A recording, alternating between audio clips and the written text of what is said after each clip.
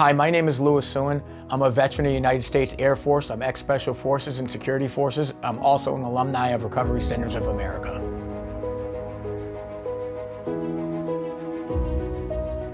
So when I returned home from the military, I was dealing with a lot of issues, mentally and physically. They started me off on painkillers and Xanax for my physical and emotional issues. Before I knew it, things had taken off. I was on 336 30-milligram Percocets a month and 144 Xanax. A few years later, they took me off of those cold turkey. And of course, I went right to heroin. I was on and off heroin for 7 years, in and out of 14 different programs. I'd be clean for a month and then I wouldn't. You know, nothing really seemed to work. So for the last 3 years, I just took it and said, you know what, I'm just gonna use for the rest of my life. There's nothing I can do. So I became what you call a functioning addict for 3 years. A couple months ago, I ran into a friend of mine at a funeral where he told me about RCA, Recovery Centers of America.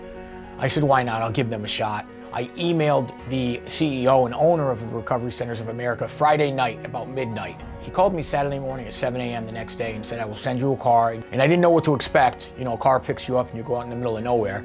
But it was the best program I've ever been to. My program was first responders. They dealt with dual diagnosis with people not only with your substance abuse, but also your mental disorder.